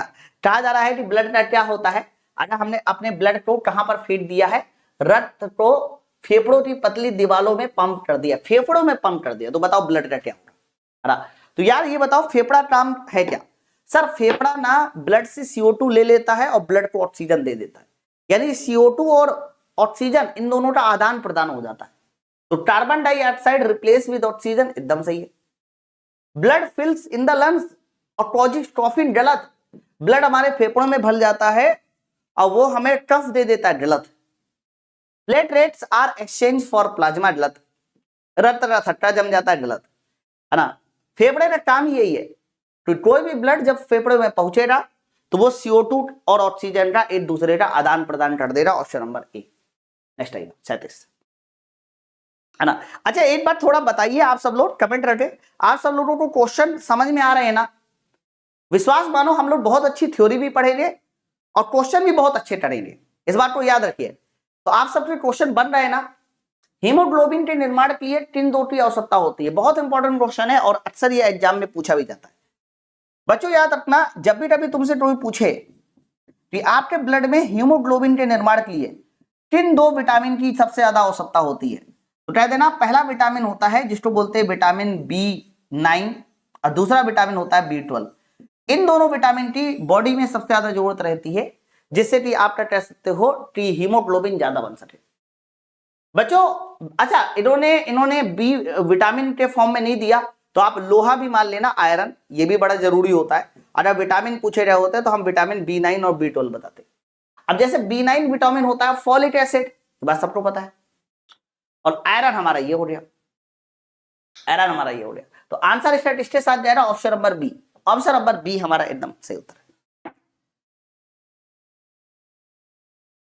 ठीक है सर, एक बार फिर से मिशन फिजिक्स से बायोलॉजी स्टार्ट कर दीजिए। एक दो दिन समय दो, मैं स्टार्ट कर दूंगा दोबारा से फिर से। ठीक है, तो याद रखिएगा ये ना हीमोग्लोबिन के निर्माण के लिए, कभी आपने देखा होगा जब महिलाएं बहुत गर्भवती हो जाती हैं और उनके पेट में बच्चा रहता है तो डॉक्टर लोग क्या करते हैं कि खून की कमी को पूरा करने के लिए उनको फॉलिक एसिड की टेबलेट देते हैं। तो बॉडी में फॉलिक एसिड आना जरूरी होता है, फॉलिक एसिड आएगा तभी आपके ब्लड का निर्माण ज्यादा होगा। तो ये हमारे ब्लड के निर्माण के लिए रिस्पॉन्सिबल होता है, बी। नेक्स्ट आइए 38 नंबर बताइए। 38 पढ़िए जल्दी से और बताइए क्वेश्चन नंबर 38 का सही उत्तर।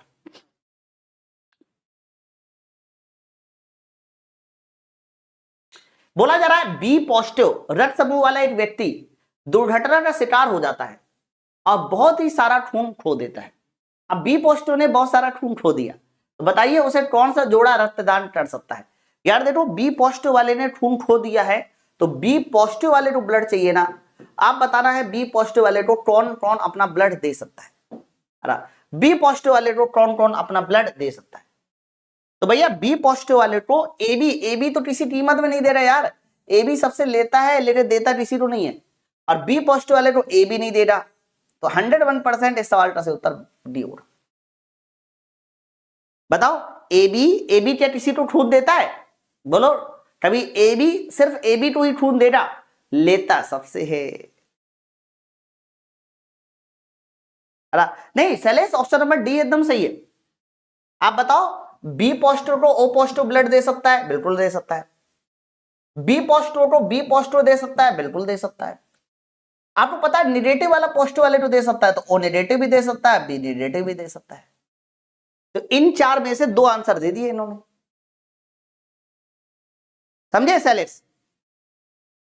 बताइए ये वाला क्वेश्चन क्लियर है? एक बार कमेंट करके बता दो, क्योंकि आप कह रहे थे ये गलत है, लेकिन आप बताओ बी पॉजिटिव को कौन कौन ब्लड दे सकता है। पॉजिटिव वाले भी दे सकते हैं, नेगेटिव वाले भी दे सकते हैं, लेकिन इसी नेगेटिव वाले में उन्होंने दो आंसर ले लिए, दो ऑप्शन उठा लिए। ए पॉजिटिव ए बी नहीं दे सकता कभी भी। चलो नेक्स्ट है 39 नंबर पढ़िए, बताइए क्वेश्चन नंबर 39 का सही उत्तर किसके साथ जाने वाला। क्लियर हो गया ना शैलेश? बताओ हृदय से फेफड़ों तक और हृदय से शरीर के ऊतकों तक रक्त के परिसंचरण को क्या नाम से जाना जाता है। देखो हृदय से फेफड़ों तक, पहली लाइन देखिए, दो तरह के ब्लड सर्कुलेशन होते हैं, एक सिस्टेमेट और दूसरा पल्मोनरी। पहला लिखा है हृदय से फेफड़ों तक और दूसरा हृदय से शरीर तक। क्या करिए, तो हृदय से फेफड़ों तक बनता है पल्मोनरी सर्कुलेशन और हृदय से शरीर तक बोला जाता है सिस्टेमिक सर्कुलेशन। तो इसलिए सवाल का सही उत्तर हमारा ऑप्शन नंबर बी वाला आंसर जाएगा, pulmonary and systemic circulation, option number B. 39 का ऑप्शन नंबर बी हो जाएगा। चलो 40 नंबर ट्राई कीजिए। मानव के हृदय में बाइकप्सिड वाल्व किन के बीच में उपस्थित होता है। बताओ मानव के हृदय में आपको बताना है बाइकप्सिड वाल्व किन के बीच में उपस्थित होता है।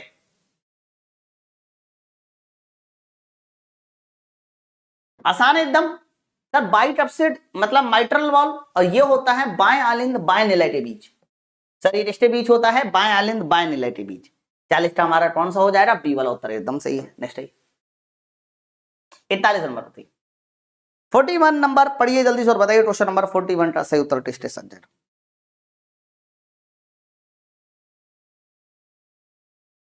बोला है लाल रक्त कोशिकाएं जिनमें उनकी सतह पर ए या बी एंटीजन नहीं होते, उन्हें हम लोग किस प्रकार के व्यक्ति में पाया जा सकता है। सर देखो ना ही ए एंटीजन हो रहा ना ही बी, वाह भाई वाह, ना ए ना बी। तो जब ए और बी नहीं हो रहा तो हमारा कौन सा ब्लड ग्रुप हो रहा, ओ। क्योंकि ओ ब्लड ग्रुप एक ऐसा ब्लड ग्रुप होता है जिसमें ना ही ए एंटीजन हो रहा ना बी एंटीजन, एंटीबॉडी दोनों होती। ऑप्शन नंबर डी नेक्स्ट है। चलो हीमोग्लोबिन के साथ आपको बताना है किसकी बंधुता सबसे उच्च होगी।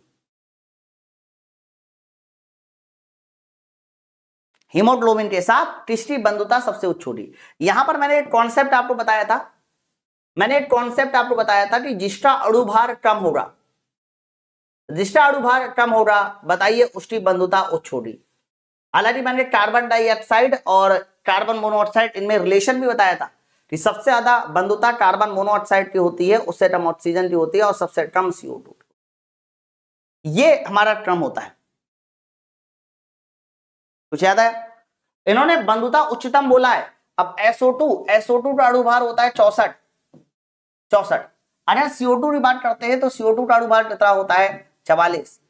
NO2 को निकाल लो बच्चों, अगर मैं NO2 को निकाल के देखूं तो 32 और 14 46, जबकि कार्बन मोनोऑक्साइड का देखूं तो ये हमारा 28 होगा, 16 और 12, समझे? तो सबसे कम अणुभार कार्बन मोनोऑक्साइड का है, तो जिसका अणुभार कम होगा उसकी बंधुता बताइए क्या होगी। सर हीमोग्लोबिन के साथ उसकी बंधुता ज्यादा होगी। ठीक है, चलो नेक्स्ट 43 नंबर बताओ, पढ़िए जल्दी पढ़िए और बताइए क्वेश्चन नंबर 43 का सही उत्तर किसके साथ दे रहा। हिमेटोपोइसिस टेक प्लेस, हिमेटोपोइसिस पहले आप मुझे बताएंगे होता क्या, तो है ना हिमेटोपोइसिस एक तरह की विधि होती है, क्या विधि होती है, आरबीसी का निर्माण। तो हिमेटोपोइसिस होता क्या है, आरबीसी का निर्माण। तो आरबीसी का जो निर्माण है जो कि बोन मैरो में होता है उसी को बताइए हम किस नाम से जानते हैं, सर उसी को बोला जाता है हिमेटोपोइसिस, आरबीसी का निर्माण। सर आरबीसी का निर्माण हिमेटोपोइसिस होता कहां पर है, तो कहना ये लाल अस्थि मज्जा रेड बोन मैरो में होता है, लाल अस्थि मज्जा। आंसर नंबर डी एकदम सही है ना। नेक्स्ट, बिल्कुल आरबीसी का फॉर्मेशन एकदम सही बताया। यदि किसी व्यक्ति की रक्त वाहिकाओं की त्रिज्या कम हो जाए तो ब्लड प्रेशर क्या हो जाएगा। सर रक्त वाहिकाओं की त्रिज्या कम हो रही है, आप बताओ अगर त्रिज्या कम हो जाए तो ब्लड प्रेशर क्या हो जाएगा। तो एरिया कम हो गया इसका, एरिया कम हो गया तो ब्लड का प्रेशर क्या हो जाएगा, सर ब्लड का प्रेशर हमारा बढ़ जाएगा। एरिया कम हो जाने से ध्यान रखना ब्लड का प्रेशर बढ़ जाता है और P बराबर F/A से। और जब ये एरिया कम होते होते जुड़ जाता है ना तो हमें सर्जरी करानी पड़ जाती है, अच्छा खासा पैसा भी लगता है उस सर्जरी में। चलो आरबीसी और डब्ल्यूबीसी की संख्या का अनुपात बताइए कितना होता। तो सबसे ज्यादा संख्या आरबीसी की होती है, उससे कम संख्या प्लेटलेट्स की होती है और उससे कम संख्या डब्ल्यूबीसी की होती है। तो जब इनमें अनुपात पूछा जाता है तो आरबीसी 600, प्लेटलेट्स रेशियो 40 और डब्ल्यूबीसी रेशियो 1, ये हमारा अनुपात होता है। तो आरबीसी और डब्ल्यूबीसी की संख्या का अनुपात पूछ रहा भैया, बीसी और डब्ल्यूबीसी की संख्या का अनुपात हमारा ऑप्शन नंबर सी हो जाएगा 600 रेशियो 8, 600 रेशियो 8, क्योंकि आरबीसी और डब्ल्यूबीसी की संख्या का अनुपात पूछ रहा है। नेक्स्ट 46 नंबर बताओ। हाँ बिल्कुल अनीस मिल चुका है, मैं एक बार ग्रुप में जरूर शेयर कर दूंगा या आज और कल में मैं यूट्यूब पर वो पूरा एनालिसिस बता दूंगा ना। चलो विभिन्न रक्त समूह A B A B O, उस व्यक्ति को कौन सा रक्त दिया जा सकता है जिसका ब्लड ग्रुप ए है। अच्छा जिसका ब्लड ग्रुप ए है, समझो बात को, जिसका ब्लड ग्रुप ए है आप बताओ उसको कौन सा खून दिया जा सकता है। तो ब्लड ग्रुप ए वाले को ध्यान रखिएगा, ए वाला ब्लड ग्रुप भी दे सकते हैं और ओ वाला भी दे सकते हैं, दोनों दिए जा सकते हैं ना, ए और ओ दोनों दिए जा सकते हैं। तो आंसर इसका किसके साथ जाएगा, ऑप्शन नंबर सी वाला उत्तर एकदम सही, बी वाला नहीं दिया जा सकता किसी कीमत में।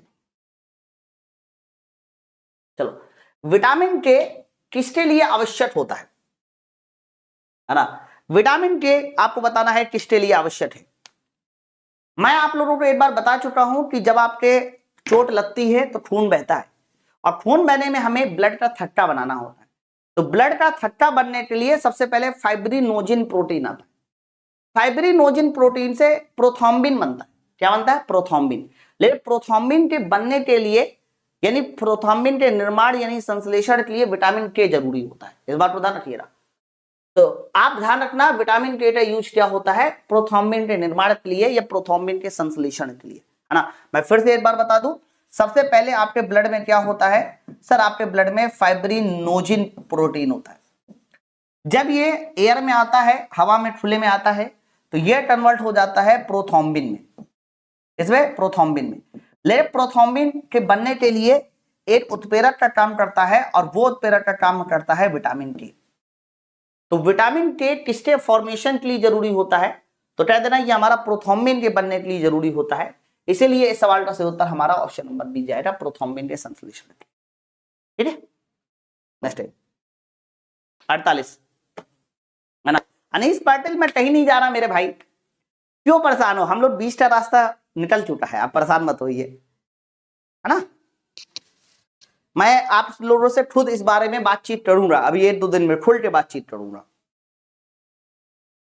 बोला जा रहा है one of the factor required for the maturation of erythrocyte, erythrocyte के मैच्योरेशन, है ना। एर्थोसाइट, एर्थोसाइट कहते हैं किसको है, सर एर्थोसाइट बोला जाता है आरबीसी को।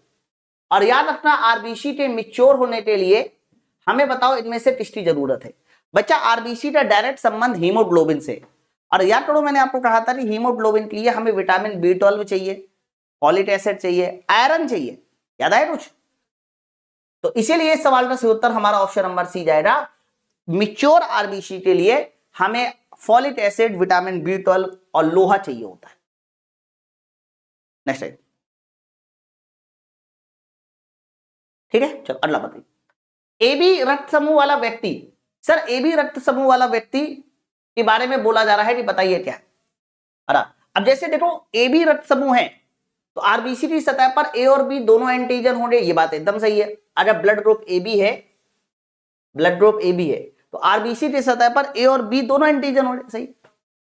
आरबीसी की सतह पर कोई एंटीबॉडी का अभाव होगा, यार एंटीबॉडी का अभाव हो रहा है, ये बात तो तुम सही कह रहा हो, लेकिन वो आरबीसी की सतह पे थोड़ी ना हो रहा, वो तो प्लाज्मा में हो रहा है सर। एंटीबॉडी का अभाव हो रहा है बात सही है, लेकिन आरबीसी की सतह पे नहीं, है ना। अपनी समूह के व्यक्ति से रक्त आधान प्राप्त कर सकता है, can receive blood from a person of his own group, गलत। यार AB समूह वाला व्यक्ति तो पूरी दुनिया से ब्लड ले सकता है, चाहे वो AB हो चाहे O हो, तो अपने ही समूह से नहीं सर। अन्य समूह प्राप्त करता हो तो रक्त दान कर सकता है, ये भी गलत है। AB वाला कभी किसी को ब्लड देता ही नहीं है ना। देखो नो एंटीबॉडी सही है, मैंने कहा ना ये बात सही है, लैक ऑफ एंटीबॉडी, लेकिन ये जो आरबीसी लिख दिया गलत हो गया ना। आरबीसी की सतह पे लैक ऑफ एंटीबॉडी थोड़ी ना हो, इन प्लाज्मा सरफेस बोला जाएगा ना, इसलिए गलत हुआ ये। तो ऑप्शन नंबर हमारा ए वाला उत्तर एकदम सही है, आरबीसी की सतह पर A और B दोनों एंटीजन होंगे। नेक्स्ट टाइम, चलो 50। देखो बहुत सारा जो है ना, अब आपने नॉलेज ले रखा है, मतलब मैं मान के चलता हूं कि अब आपका थोड़ा सा ब्लड सर्कुलेशन का जो टॉपिक है वो बहुत अच्छा क्लियर हो गया है। अब थोड़ा स्पीड बढ़ाइए। हिपैटिक पोर्टल वेन्स, आपको बताना है कि कहां से कहां तक ब्लड ले जाती जाती है। हिपैटिक पोर्टल वेन्स है, देख लो सर, हिपैटिक पोर्टल वेन्स ना हमारी छोटी आंत से ब्लड को लेके जाती है लीवर में, है ना, लीवर में, डाइजेस्टिव सिस्टम से लीवर में लेके जाती है। तो ऑप्शन नंबर हमारा किसके साथ जाएगा? डी वाला आंसर जाएगा, हिपैटिक पोर्टल वेन्स की बात हो रही है, जो कि 51 नंबर होती है।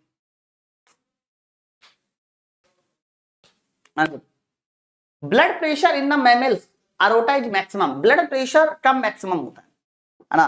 देखो भाई ब्लड का जो प्रेशर होता है ना, जब धमनियां ऐसे सिकुड़ती है तब मैक्सिमम होता है, और धमनियां, लेकिन धमनियां का सिकुड़ना कब आता है तो कह देना वो आता है सर जब हमारा दायां आलिंद कॉन्ट्रैक्ट होता है।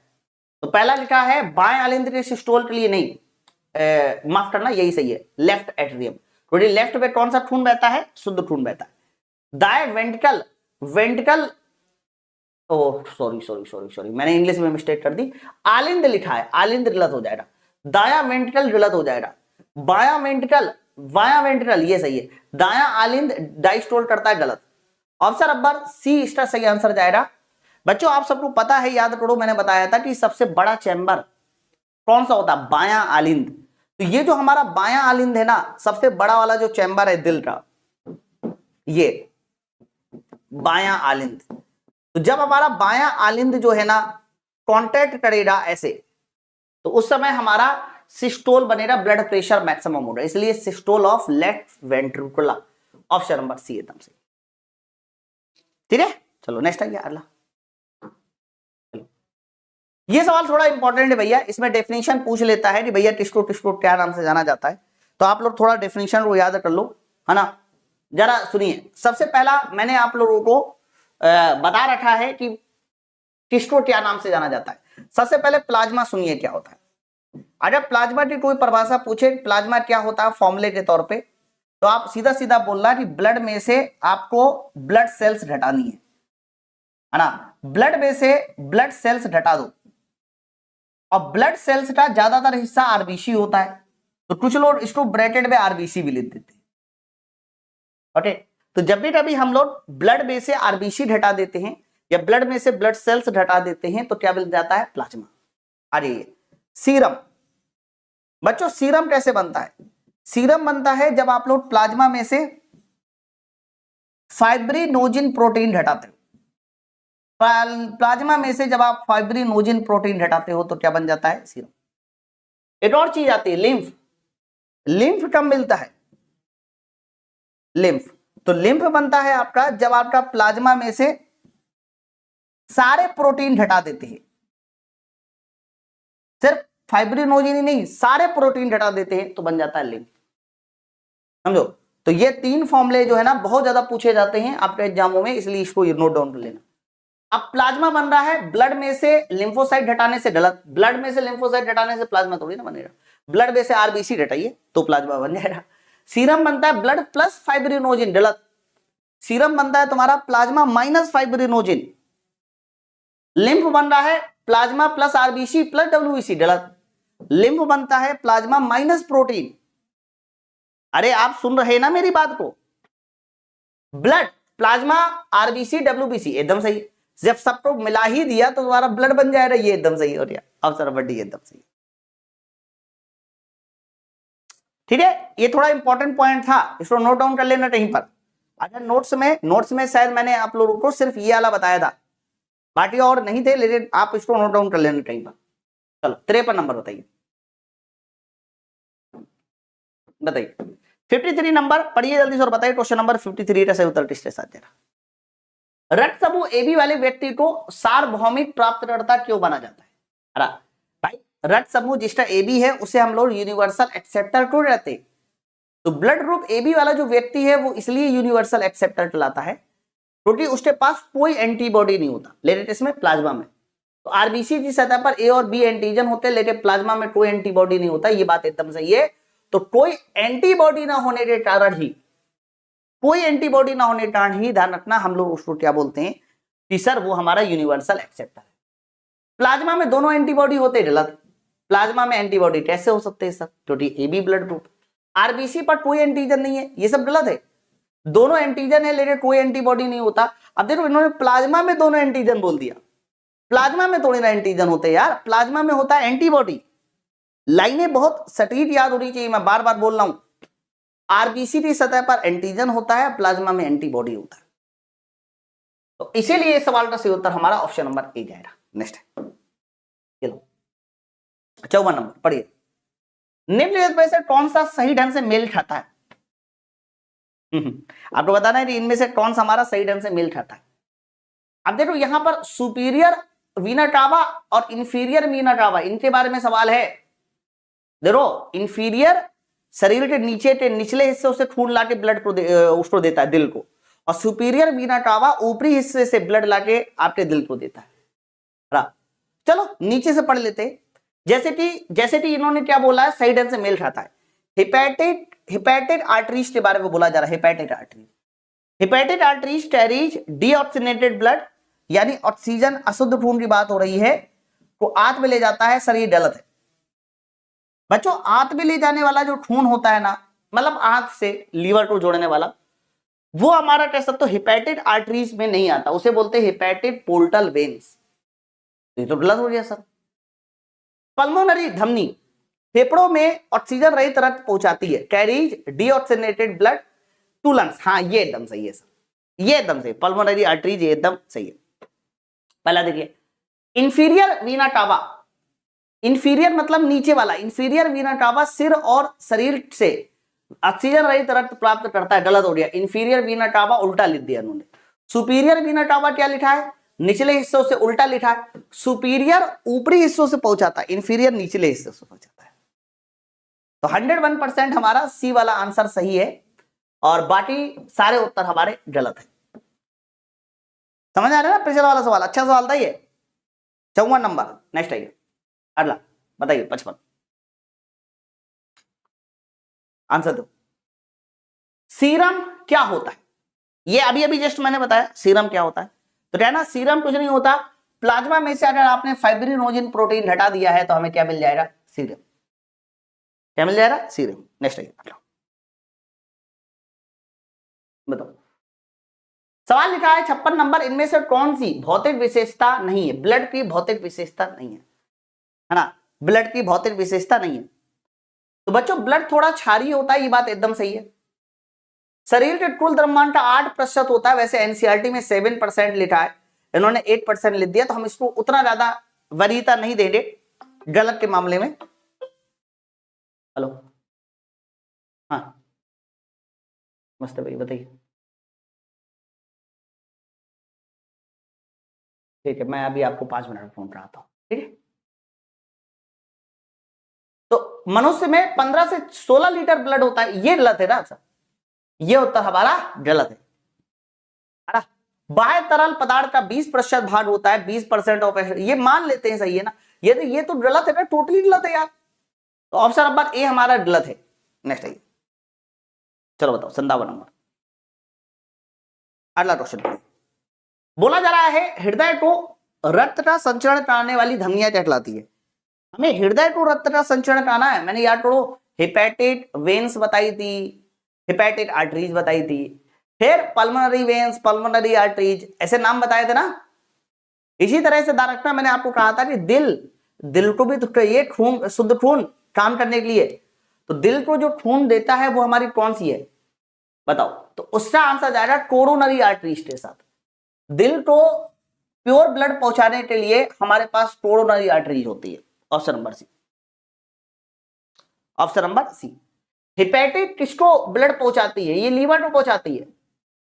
पल्मोनरी ये किसको पहुंचाती है सर, ये पहुंचाती है हमारे फेफड़ों को, लंग्स को। और ग्रीवा जिसको आप लोग कैरोटिड आर्टरीज के नाम से जानते हैं, कैरोटिड आर्टरीज जो आपको प्योर ब्लड पहुंचाती है वो पहुंचाती है आपके हेड को, सिर को। लेकिन सवाल में कहा था artery supplies blood to heart are called, हृदय को रक्त का संचरण करने वाली, हृदय को। तो आंसर हमारा कोरोनरी आर्टरीज। कोरोनरी आर्टरीज में एक सवाल और पूछा जाता है कि जब किसी को हार्ट अटैक आता है तो कौन सी आर्टरीज जो है सिकुड़ जाती है। तो answer coronary arteries. Coronary arteries के सिकुड़ जाने के कारण ही हार्ट अटैक आता है, और जब ये सिकुड़ जाती है तो हमें फिर हार्ट सर्जरी करनी पड़ जाती है, बाईपास सर्जरी बोलते हैं उसको। नेक्स्ट आइए, सी वाला होता। चलो 58 नंबर बताइए, बताओ उस शब्द का नाम बताइए जो आरबीसी की मात्रा को परिभाषित करता है। ये भी बड़ा अच्छा सवाल है, थोड़ा मैं कमेंट चाहूंगा कि आपका क्या कमेंट आता है ना। भैया बायोलॉजी की बुक अभी बनने में समय लगेगा, उसमें थोड़ा सा समय जाएगा, मैं अभी नहीं बता सकता, क्योंकि हम लोग नए काम को शुरू करने के लिए पुराने काम को अधूरा नहीं छोड़ सकते। अभी मेरे पास बहुत सारा प्रेशर वैसे भी है कि जल्दी से जल्दी आपका बायोलॉजी फिनिश करना, फिजिक्स फिनिश करना है ना, और वो बुक निकालना। तो जब तक 2-4 काम मेरे पेंडिंग है वो खत्म नहीं हो जाते तब तक थोड़ा मुश्किल रहेगा यार। हीमोग्लोबिन तो एक प्रोटीन होता है, ये आरबीसी की मात्रा थोड़ी ना होती है। हीमोपोइसिस सर, हीमोपोइसिस आरबीसी का निर्माण होता है, आरबीसी की मात्रा बिल्कुल नहीं होती, मैं पहले बता दूं। तो आरबीसी की मात्रा क्या है, तो ध्यान रखना है आरबीसी की मात्रा हीमोक्रेट के नाम से जानी जाती है। हेमेटोक्रेट, हेमेटोक्रेट क्या होता है, percentage of RBC, percentage volume of RBC. तो percentage volume of RBC in blood, ये शब्द जो कहलाता है, ये शब्द कहलाता है तुम्हारा हीमेटोक्रेट। हीमेटोक्रेट, बिल्कुल भी जरा से भी कंफ्यूजन नहीं होना चाहिए। अरे देखो हिमेटोपोइसिस आरबीसी का निर्माण होता है, आरबीसी की मात्रा नहीं होती मेरे भाई, समझे ना। चलो 58 ये लीजिए, 59 नंबर बताइए। बोला जा रहा है श्वेत रक्त कोशिकाएं यानी डब्ल्यूबीसी की बात हो रही है, असामान्य रूप से निम्न स्तर पे के लिए कौन सा शब्द यूज करते। अच्छा देखो फिर से सुनो, ल्यूकोसाइटोसिस या फिर ल्यूकोसाइटोसिस बोल दो या पोइसिस बोल दो, ल्यूकोपोइसिस, ये कहलाता है तुम्हारा डब्ल्यूबीसी का निर्माण, फॉर्मेशन। अब लूटोपीनिया, लूटोपीनिया कहलाता है। तो ध्यान रखना जब भी हम लोग लूटोपीनिया के नाम से जाना जाएगा तो ये कहलाएगा तुम्हारा क्या, अरे गलत है, ये मिस्टेक हो रही है यहां पर, माफ करना। लूटो, लिम्फोसाइट एक कोशिका होती है, थ्रोम्बोपोइटिन ये दूसरा हो गया। ये लिखा है लूटोपीनिया, लूटोपीनिया। और लूटोपीनिया बताइए क्या होता है सर, लूटोपीनिया ही तो डब्ल्यूबीसी का संख्या कम हो जाना होता है।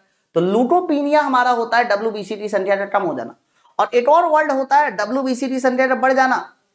तो बढ़ जाने को बताइए क्या बोला जाता है सर, इसको बोला जाता है ल्यूकेमिया, ल्यूकेमिया। ठीक है, लिम्फोसाइट कोशिका का नाम है, और थ्रोम्बोपोइटिन ये कहलाता है, ये कहलाता है थ्रोम्बोसाइट यानी प्लेटलेट्स का निर्माण। और लूकोसाइटोसिस ये क्या कहलाएगा, ये डब्ल्यूबीसी का निर्माण कहलाएगा। तो आंसर इसका जाएगा लूटोपीनिया के साथ ऑप्शन नंबर बी, ये हमारा डब्ल्यूबीसी का कम हो जाना होता है। नेक्स्ट चलो 60 नंबर। हाँ बिल्कुल, आगे बताइए। बोला जा रहा है हेपेरिन नाम का जो प्रोटीन है वो लीवर में संश्लेषित होता है। मानव के हृदय का पेसमेकर ऐसे नोड है। यार देखो ऐसे नोड के बारे में मैंने बताया था, साइनोएट्रियल नोड, याद है कहां पर पाया जाता है? दाएं आलिंद में। इसे बोला जाता है फर्स्ट पेसमेकर ऑफ हार्ट। पूरे बॉडी में दो ऐसे पार्ट होते हैं जहां पर इलेक्ट्रिकल सिग्नल जनरेट होते हैं, एक हार्ट दूसरा ब्रेन, याद रखिएगा। हार्ट और ब्रेन में इलेक्ट्रिकल सिग्नल जनरेट होते हैं और हार्ट में इलेक्ट्रिकल सिग्नल जनरेट कौन करता है? ऐसे नोड। पाया कहां जाता है? दाएं आलिंद में। तो फर्स्ट पेसमेकर ऑफ हार्ट ये हमारा ऐसे नोड कहलाता है। ऐसे नोड का पूरा नाम याद है ना? Sinoatrial node. इंपॉर्टेंट है, ऐसे नोड का पहले पूरा नाम सुनिए, साइनोएट्रियल नोड, है ना। डब्ल्यूबीसी की स्थिति को कम हो जाना ल्यूकोपीनिया के नाम से जाना जाता है, ये बात अभी सही है। और याद रखना है जो हमारा हेपेरिन नाम का प्रोटीन होता है, जो प्रोटीन ब्लड को क्लॉट होने से बचाता है शरीर के अंदर ब्लड को क्लॉट होने से बचाता है हेपेरिन, वो हमारा लीवर में बनता है, ये बात भी एकदम सही है। ध्यान रखना हेपेरिन प्रोटीन का निर्माण लीवर में होता है। ये तीनों बातें एकदम सही है। ऑप्शन नंबर हमारा ए वाला उत्तर एकदम सही है।